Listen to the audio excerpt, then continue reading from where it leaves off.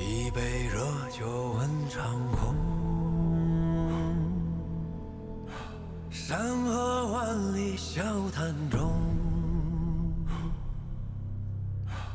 恩怨情仇皆消融。心归何处谁是同？寒暑经年几风光，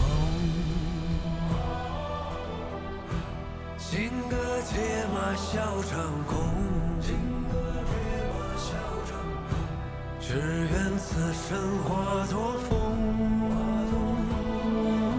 吹散人间万古痛。此北京苍穹，今孤勇，今离人，今归舟。就算有3000个日月春秋，够不够饮尽这杯太平酒？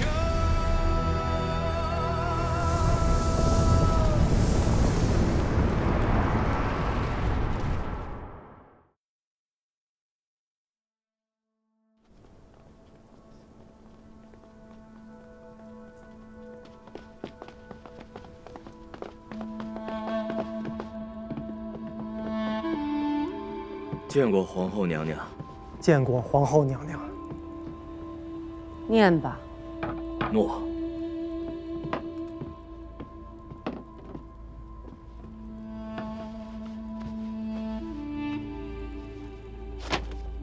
朕受皇天之命，应大位于世，定祸乱而掩兵，妥生民于市野，忧危积薪，日勤不怠，专治有益于民。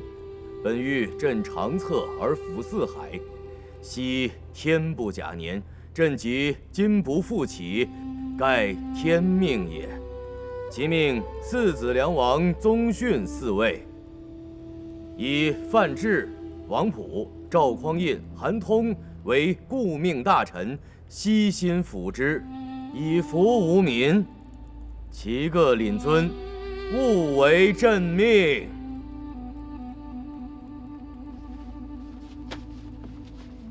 两位大人，请起。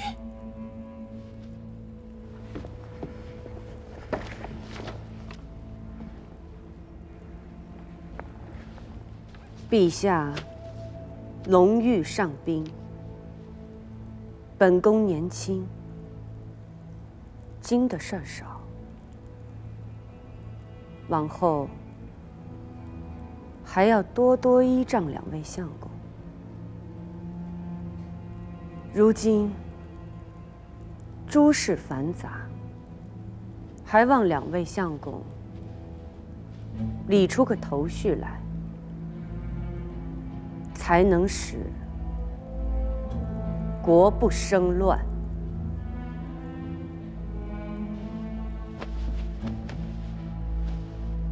国不可一日无主，首要之事，当先请梁王殿下继承大统。请梁王殿下继承大统。劳范相公为先帝拟一份遗诏吧。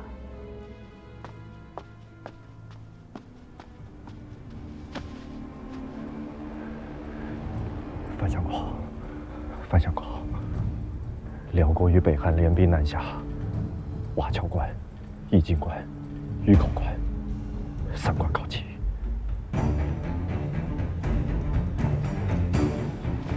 速调赵典简率军出京，驰援3关。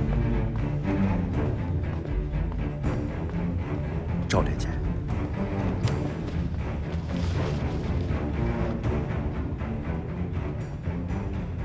，3关告急，还请赵典简早做准备。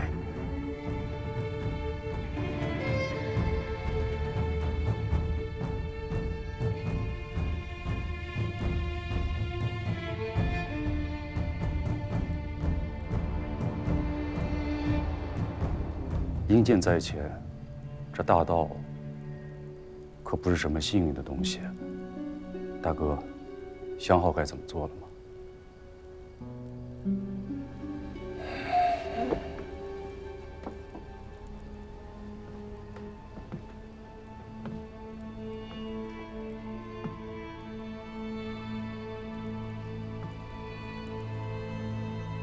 传赵普。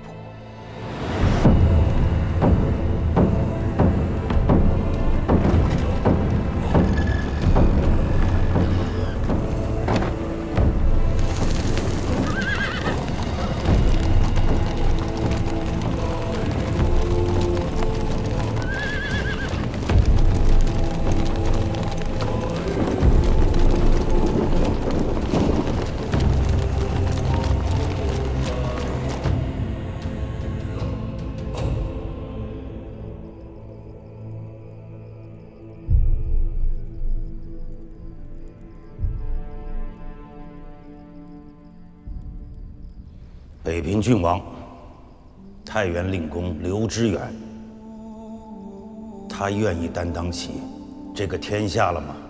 刘令公筹谋广大，技艺深远，下官不敢妄言。你呢？你愿意担当起这个天下吗？大郎，去将那名盗贼取下来。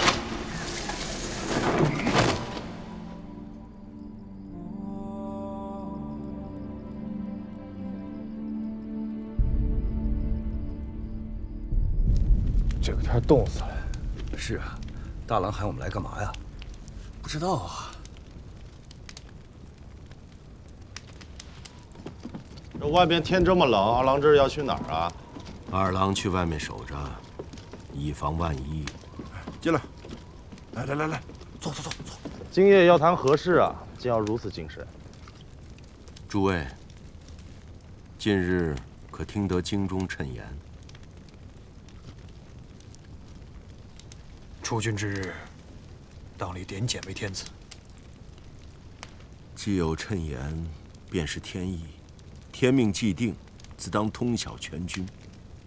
立点检为天子，诸位是同意，还是反对？老子同意。这谁要是敢不同意，老子现在就弄死他。我也同意。立点检为天子。立点检为天子。令公，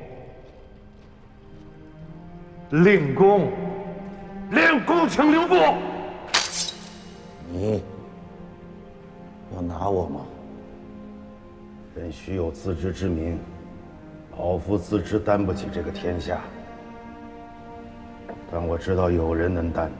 你以为这天下还是几十年前那个大唐吗？谁手里面拿着刀，谁就能做天子；谁身上披着甲胄，谁就能为天子。你披着甲胄，你也能做天子。父亲平素简约，在军中颇有威望，却始终不得拜节政。父亲心中可有所憾？古太尉怎么说？他说：“高绝后路，无足乱。此生若能复饮太平年下的一杯热酒，于愿足矣。”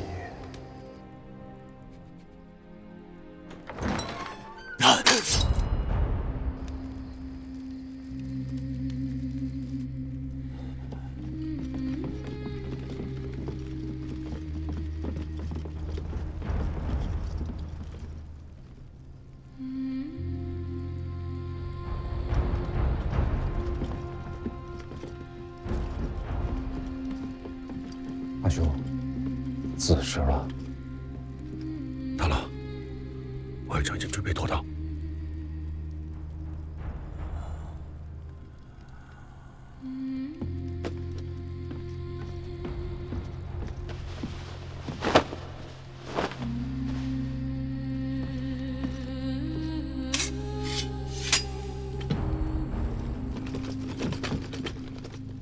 天下丧乱，神器无主，契丹难来。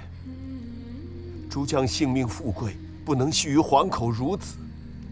臣斗胆，请太尉以天下苍生为念，建作天子，以安社稷隶属。秋高马肥之时，契丹不曾南下，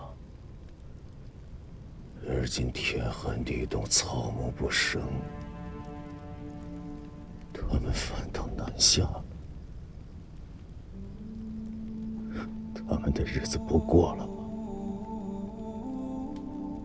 太原一遭，澶州又是一遭，今夜这是第3遭了。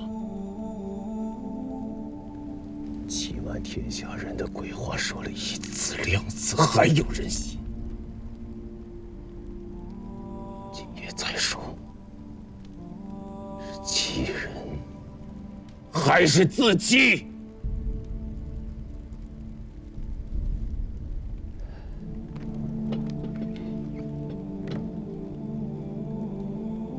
我可以做这个天子，却不是为了尔等的富贵，而是为了使尔等一日再不必有今日这一遭，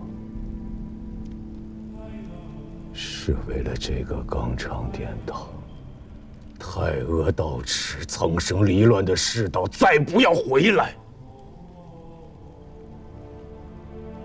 是为了2代先帝辛苦缝补了10几年的破烂天下，能像个样子。今日我许了尔等的拥立之功，却是为了使尔等一日再也立不得这样的拥立之功。如此，你们还要立我为天子吗？臣生于末世，长于离乱，能得奉盛世之君、太平天子，是臣之幸，三军之幸，万民之幸，天下之幸。请陛下提黎庶之艰难，兼作大宝。陛下，万岁万岁万！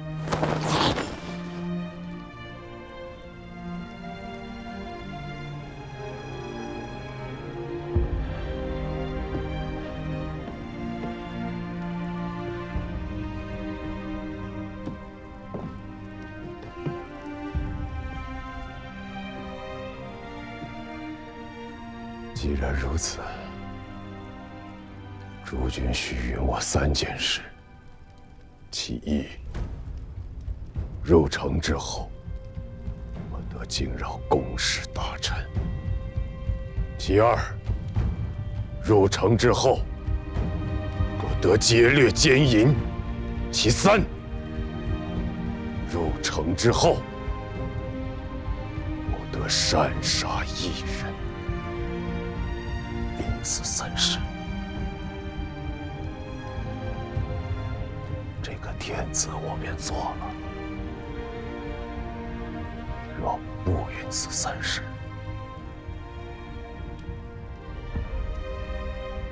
虽万死而不能从。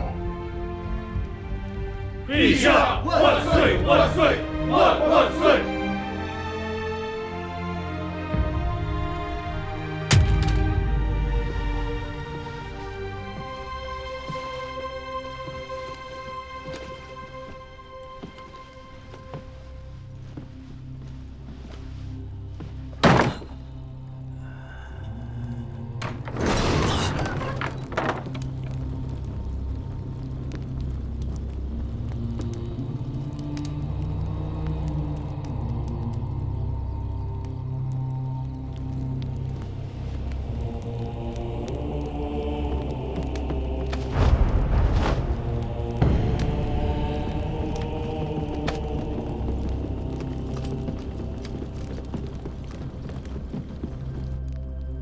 点检为归德军节度使，镇宋州。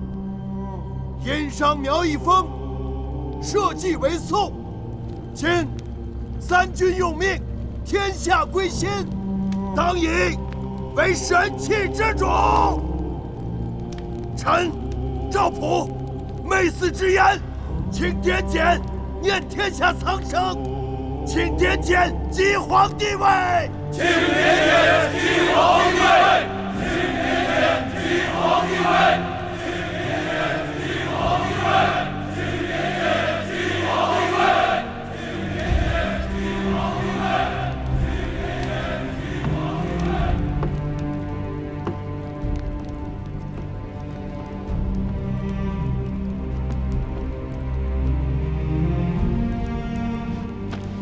大宋天子万年！大宋天子万年！大宋天子万年！大宋天子万年！大宋天子万年！大宋天子万年！大宋天子万年！大宋天子万年！公元960年正月，赵匡胤与陈乔义发动兵变，率军回师汴京，即皇帝位，定国号为宋。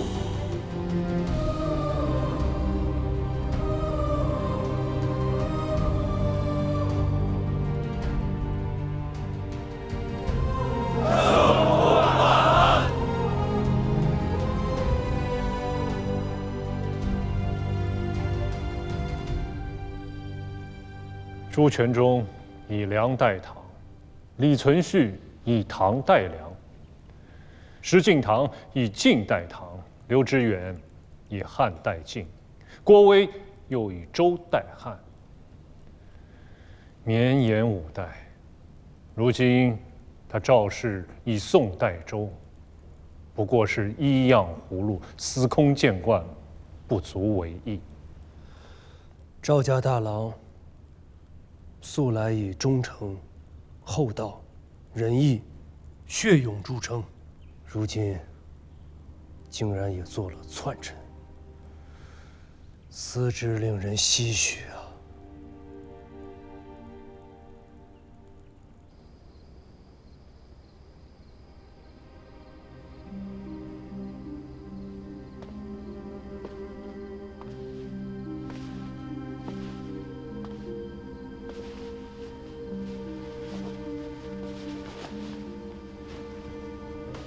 心里头不太舒坦。没什么不舒坦的，人总是会变的。是他们变了，还是你变了？怕是我们都变了。天底下最悲哀的事，莫过于此。今南、湖南皆已遣使汴京，称贺入贡。金陵李氏父子送去了10车珍珠宝贝，3个月以来，几乎每月都要打发使臣入京奉表，言辞悲曲。赵匡胤当世英雄，当年在寿州义军破石营，将南唐诸将的脊梁骨都打折了。他李氏是怕惹恼了他，挥军南下，杀了南唐这只鸡，给天下的猴子们来看。大王，奉表称臣之事，不宜再迟了。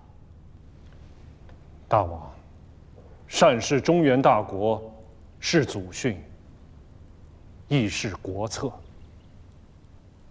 当年在汴梁，孤与归德军节度使以兄弟相论，尊其父赵弘殷为叔父。如今他错了中原天子，赵家便是天家，于尊于亲，理当避讳。孤名字里的这个弘字，不宜再用。自今日起，更名前处。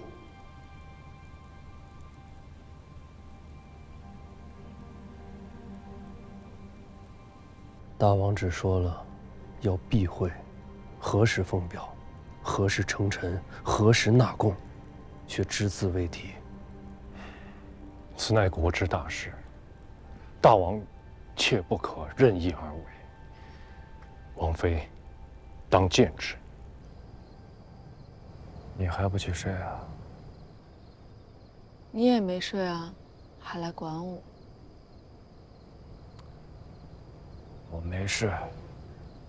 还说没事，整日间神思不属的，也不肯说句明白话给下面的人，弄得那帮相公太尉整日疑神疑鬼。你这分明啊是又钻牛角尖了。我是不是又做错了？你是谁啊？你是钱家九郎。纵使已经做了10年的国主大王，官拜尚书令、天下兵马都元帅，那又如何？九郎就是九郎，热血、义气、侠义担当。但凡是他想不通、不认可的事儿，天王老子来说也没有用。吴越之地是中原大国，这是祖训，也是国策，这些都不假。但是有一条，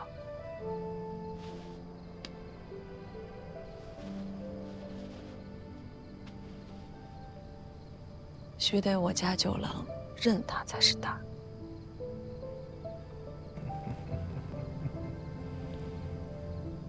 我只认你。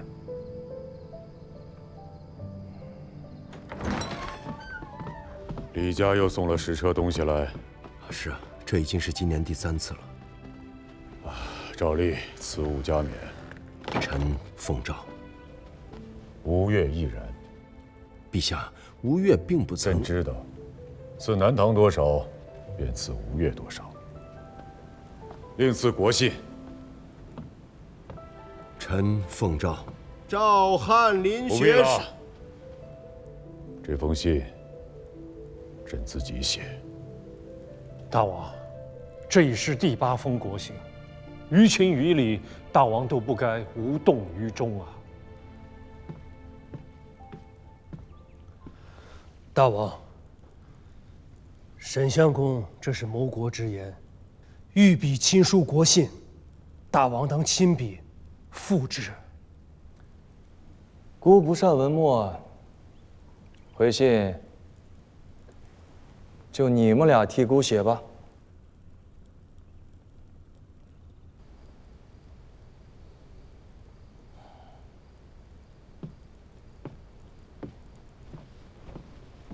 晚间阅读太伤眼睛了。大宋翰林玄是院看印的。皇舍有人往来监视权贵府邸，见了藏本，阿弟前人腾而来的。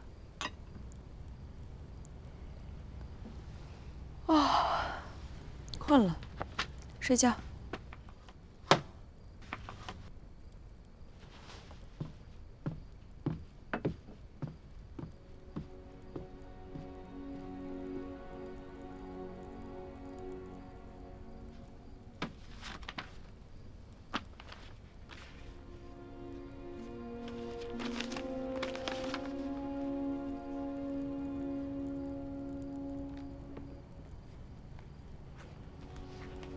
传教，在。丞相府和通儒院，你就称臣表彰，准备贡品，以元帅府判官为贡使，出使京师。诺。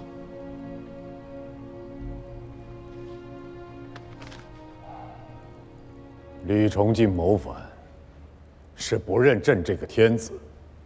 朕当亲征扬州，让他再好好认识一下。何为天子之位？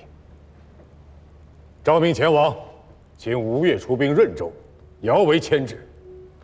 告诉九郎，朕想他了，愿能会晤于江上。诸位相公，调遣兵将，出军马于润州，以应王师。大王，天子请大王会晤于江上。哎呀，孤身子不爽练，此番不亲征了。臣参合吴越国王前出，因需义志，无人陈礼。你叫什么名字？臣殿中侍御史王晃。范相公，臣在。如今最远的县在哪里？接州、福津。殿中御史王晃，初为监福津9税。吴越前王的忠义，岂容宵小之辈挑拨离间？辽遣都营校一案已查问明白，指挥副使程越贪没兵饷，盗卖军资，苛问士卒，以至于激起变乱，致河都对头以上官佐6死11伤。内都监署依刑律拟了问剿，为其祖父顾太师、张义军节度使程吉追随武肃王开国有功，宜酌情减免，为斯恩赐上出，孤没有恩免于他。让陆彦珠拿着先王那柄刀，将他拖到老太师墓前砍了。是。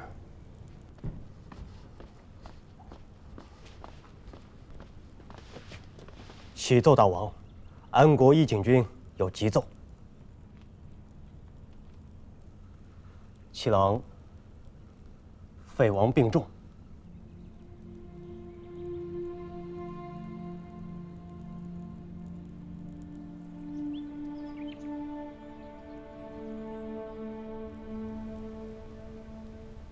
七哥，我在。七哥安心，有小弟在，绝不会让阿嫂和侄儿们有一时之忧。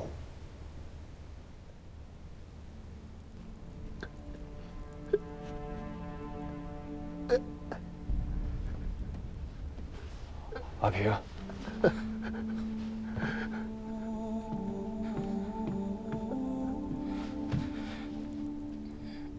大王，叫阿爹。自今日起，阿俊就是你亲弟弟，阿南就是你亲妹妹。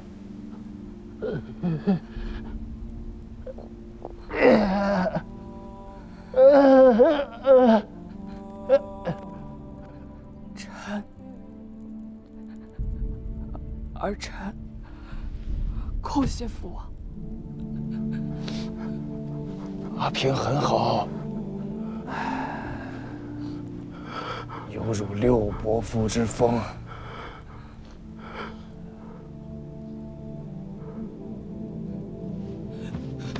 爹，爹，爹，爹，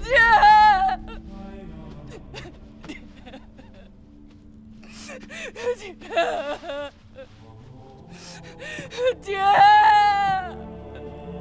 爹！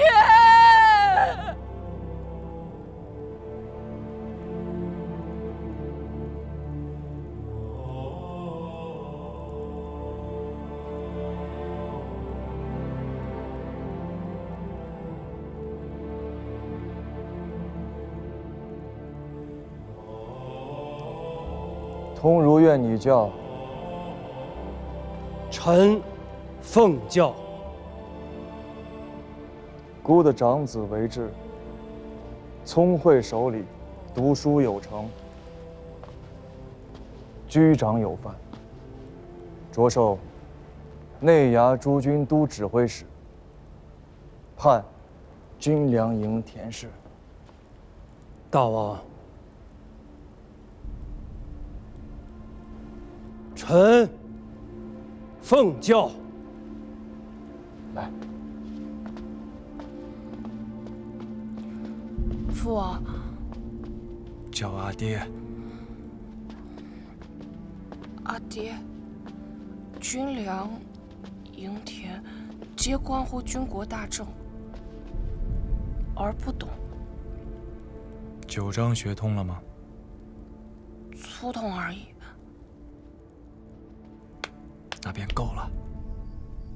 这是你们的长兄，阿平。阿南见过大郎兄，这是大郎兄，还不快行礼？阿俊见过大郎兄，见过阿妹、阿弟。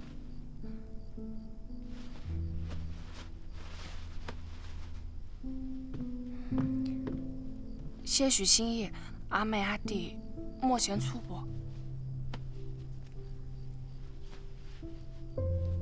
阿南谢过大郎兄，阿俊谢过大郎兄。兄弟姊妹，要续长幼之序，更要续敦爱之礼。随着年纪长大了，各自生了丘壑，坏了家人情分，阿爹可是不依的。儿子谨遵阿爹教诲。女儿谨遵阿爹教诲。是。阿平，确实可怜。你既是想好了，日后却不能反悔，更切忌偏心。你这话确实说的有意思，是怕阿平如三哥般没了下场吗？阿兄有母亲，大哥有五伯父，各有倚仗。阿平却是什么也没有。懂了，你放宽心。我不是阿爹。公元964年即乾德2年11月，宋太祖赵匡胤以后蜀勾结北汉，图谋幻境为由，前大将王全斌、刘光义统兵6万，分北东2路进讨。后蜀军顷刻溃败。次年正月，后蜀主孟昶出降，然宋军主帅王全斌下令虐杀以降蜀兵近3万人。此等骇人暴行，历使蜀地民心背离，激起大规模兵变。消息传开，江南诸国震撼，宋之统一大业亦为此蒙上阴影。孟氏举城而降，蜀地人心未服。文州刺史全师雄举兵而反，自称新国军节度使，蜀人多有响应。蜀地17州风声鹤唳，颇有动摇之势。王全斌，该死啊！陛下，大军在外，不宜处置兵捆之将帅。下诏申斥，夺其节钺，命曹兵刘光义暂领中军。陛下，若不是他杀了那3万降卒，蜀中能有这番变乱吗？3万人啊，那可是3万条精壮的汉子，便是拉去垦荒，顷刻间也能垦出万顷良田。3、5年间，朝中可多出上百万户的粮米捐赋，更别说在这3万人的身后还有数十万的妇孺。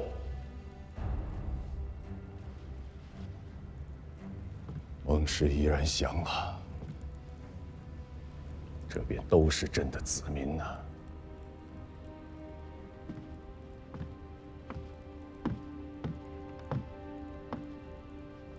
王孟两家在蜀地经营了几10年，人丁户口颇有滋生，粮秣甲仗多有机灵。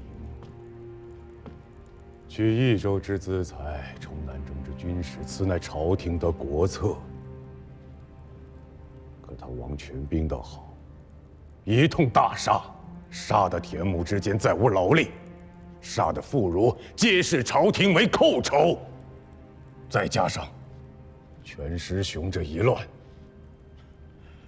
蜀地怕是没个30-50年缓不过这口气呀！朕只怕天下都定了。川蜀依然是朝廷的祸乱之源。100年、200年，朕不知道何时能够平息。陛下息怒。他杀了3万人，以天下300年之大祸患。朕没有当即砍了他，已然是看在阿爹的面子上了。兵交将汉，兵为将友，上下裹挟。此中唐以来200年之积弊，白马邑如是，兴教门亦如是。长安天子魏博压兵，5代以来鼎邑之机莫不如此。王全斌是自兴教门之变过来时的老人，积习难改而已，并非出于顺逆之心。朕不在意他的顺逆之心，朕在意的正是相公方才所言“积习难改”4字。子平以为呢？陛下，秋岁将至，正是取士之时。臣请旨开长科，以录天下文士，足国家全选之采用。朕问你如何处置武将，你却说要开科取录文臣，薛钦这糊涂装得好啊！文武之道，一张一弛，岂曰糊涂？武将是在马上取功名，文官却全要向科场中求取。国朝定鼎以来，每岁取长科进士不过1-20，制科便更少了。其搏杀之力，实不亚于陷阵搏命。诛心总比杀人强吧？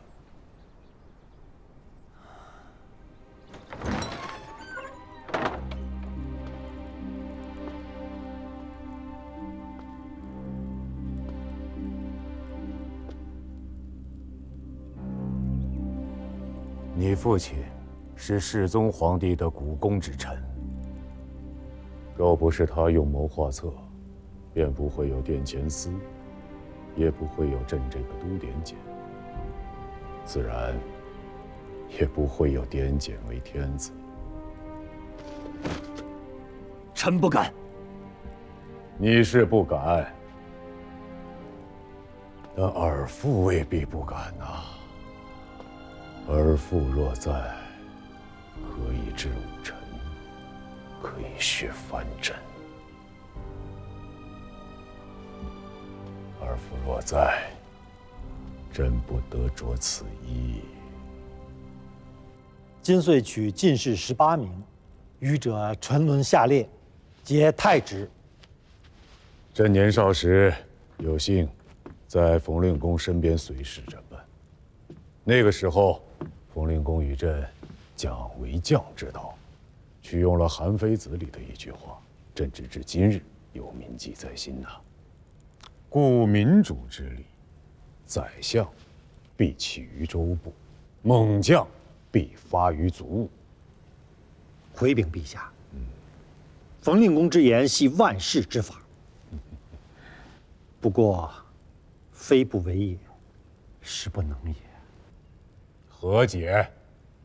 自中唐以来，受节度使以经节，委治地方，清民官大多出自幕府，再加上于今四海分崩，列国分据，国朝所辖县治不过600余，吏部所能出官者，实不足200。朕所知600余县，而今后蜀已定，那便是700余县。长科取进士，每岁不过1-20人，太少了，不足用。清民官还得用读书人呢，需缓缓图之。哎，这些诗文朕都看了，写得不错，可不会作诗，未必不会做事吧？长科取士，需酌情放宽一些。长科乃伦才之典，深言疏判，允德允贤，以诗赋取之，乃大唐之固典。吾得少才之辈，不得跻身其中。此天下法，虽人主，不得轻易之。方才卿言，沉沦下列者太之，那究竟太去了多少人？今岁与长科之士者，共计378人。取中18人，太去了360人，20取1。此非盛世之法。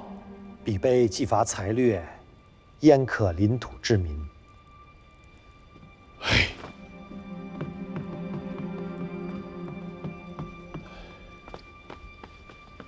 总比拎刀子的强些。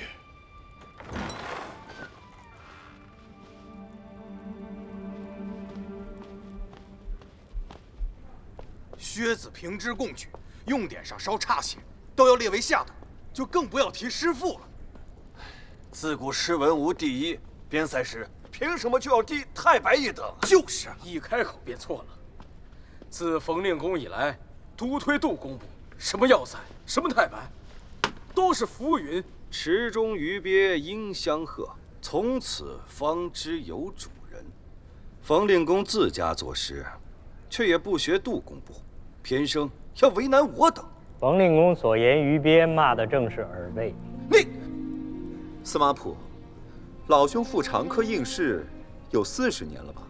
你这般懂得冯令公的诗，他老人家为相30年，也不见他取你做进士，做得一官半职。少年人手不能提，肩不能担，不能术数，不知民情，诗文做得再好，也是废物。冯令公为何要取我做官呢？自是在无一众，确乎是个废物。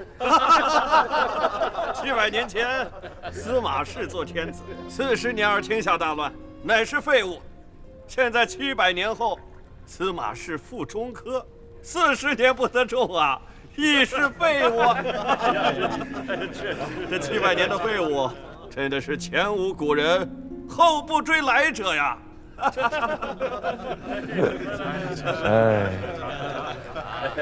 这次考得不成，我也只好回乡去喽。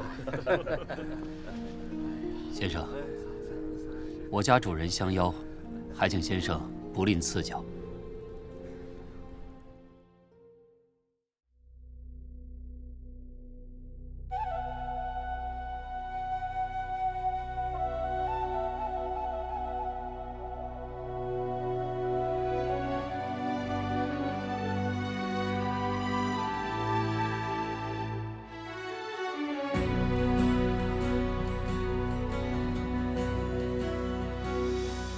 几万里冲山去，几万里大江奔腾，几万里战马嘶鸣，几万里此情无声，几万里陌上花开，几万